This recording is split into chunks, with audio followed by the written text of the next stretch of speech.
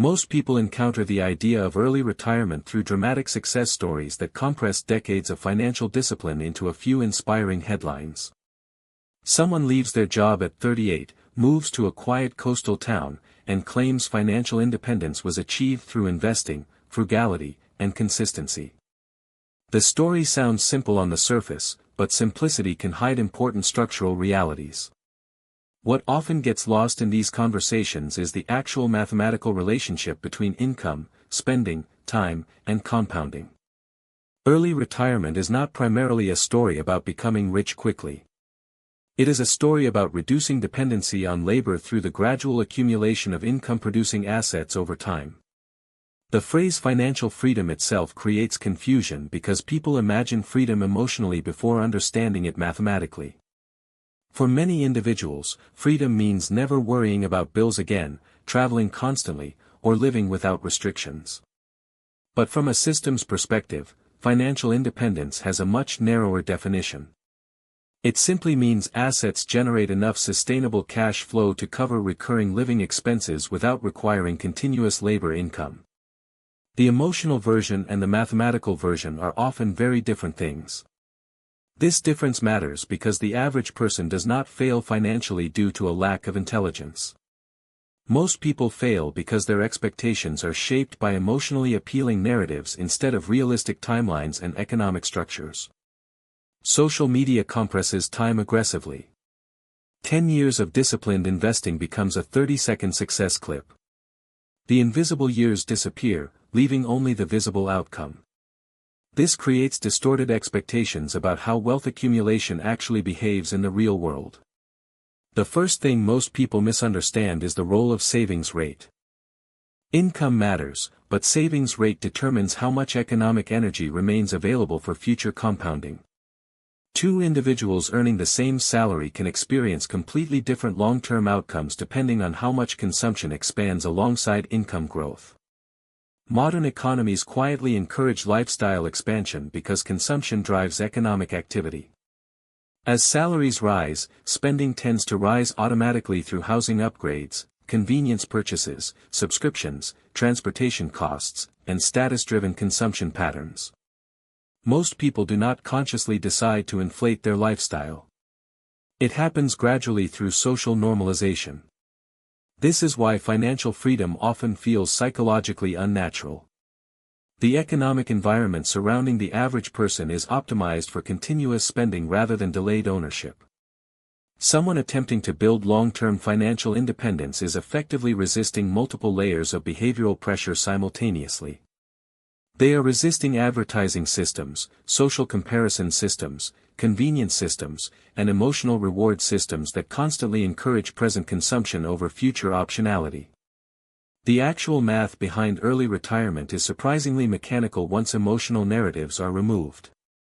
This equation represents the approximate asset base required for investments to sustainably support yearly spending.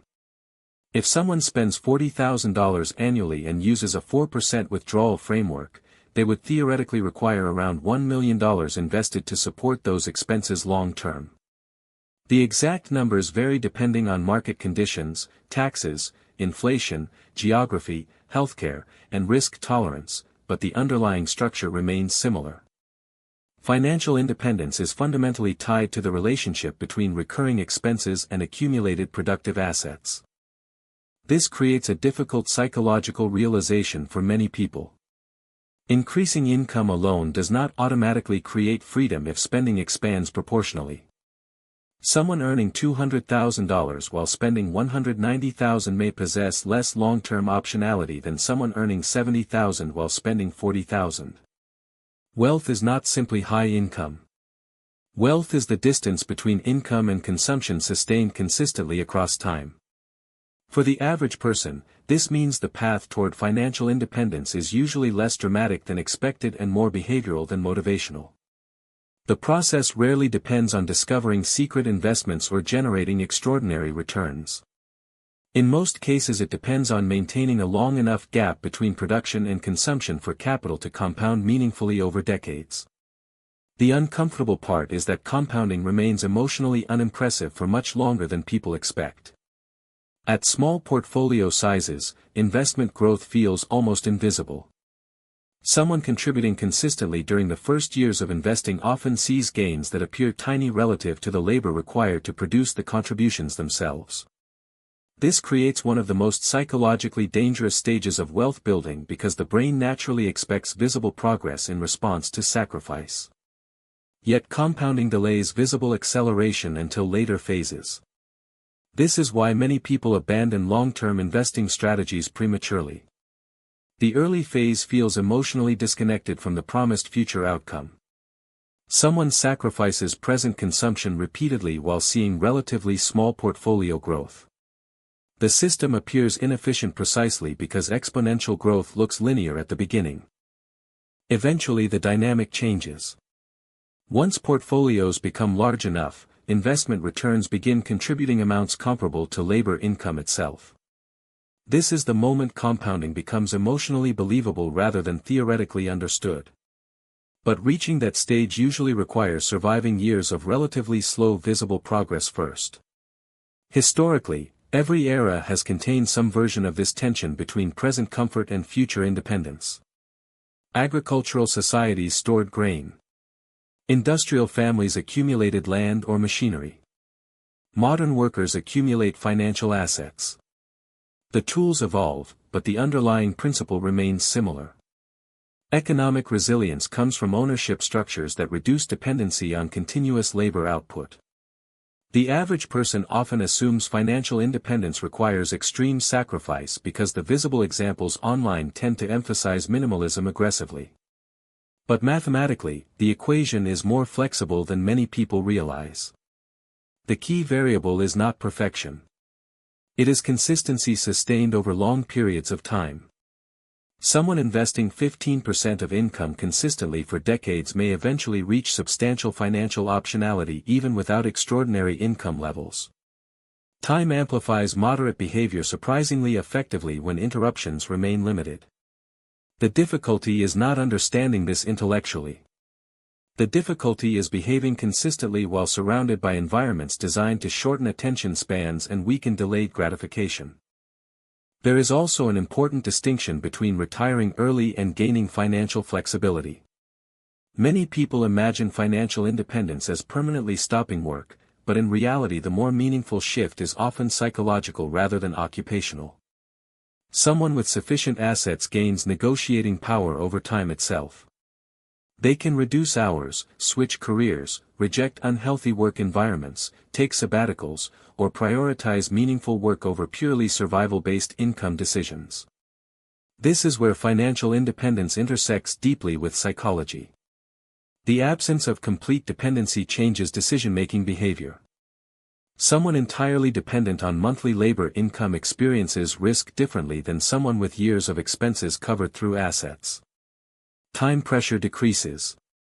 Fear decreases. Patience increases. Even identity begins shifting away from pure economic survival. This shift explains why many financially independent individuals continue working in some form even after reaching technical freedom thresholds. Work itself is not always the problem. Dependency is. The ability to choose changes the emotional structure of labor entirely. Another major misunderstanding involves investment returns themselves. Many online conversations quietly assume consistently high returns without discussing volatility, inflation, taxes, or market uncertainty.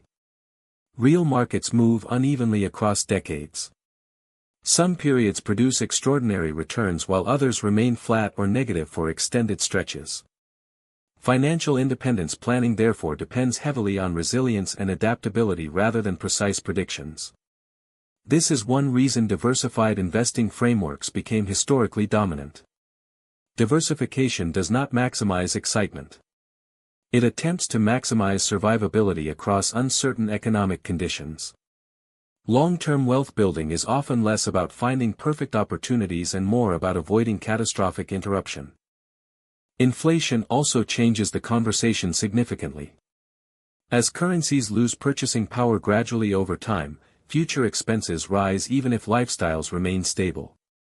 Someone pursuing long-term financial independence must therefore build assets capable not only of generating returns but of outpacing inflation sustainably across decades. This is why ownership of productive assets historically became so important. Cash alone tends to lose relative purchasing power over long horizons. The deeper truth behind early retirement is that it is less about escaping work entirely and more about escaping fragility. Fragility appears when survival depends completely on uninterrupted labor under unstable economic conditions. Ownership reduces fragility because assets continue functioning even while human energy fluctuates. But the path remains psychologically difficult because modern economic systems reward visible consumption socially while rewarding invisible accumulation financially. The person driving a new luxury vehicle often receives more visible status than the person quietly building investment assets in the background. Yet over long enough periods, invisible accumulation tends to create far greater optionality than visible consumption. This creates one of the strangest tensions in modern financial psychology. Many behaviors that appear successful externally produce weak long-term resilience internally, while many behaviors that appear modest externally create powerful long-term flexibility underneath the surface. For the average person, realistic financial independence usually emerges not from extreme optimization but from repeated moderate decisions compounded across time. Lower recurring expenses increase flexibility. Higher savings rates accelerate asset accumulation. Diversified investments create long-term productive ownership. Time amplifies all three variables quietly in the background. The challenge is that none of these forces feel dramatic in daily life. Compounding is emotionally subtle until scale becomes large enough to create visible acceleration. Human beings naturally seek immediate evidence, yet financial independence rewards patience more aggressively than intensity. So can the average person really retire early? Mathematically, under the right conditions, yes. But the more important question may be whether someone can maintain the behavioral consistency required to survive the invisible years before compounding becomes emotionally convincing. Because the true obstacle is often not intelligence, income, or access to information. It is the psychological difficulty of remaining patient inside an economic system designed to reward impatience every single day.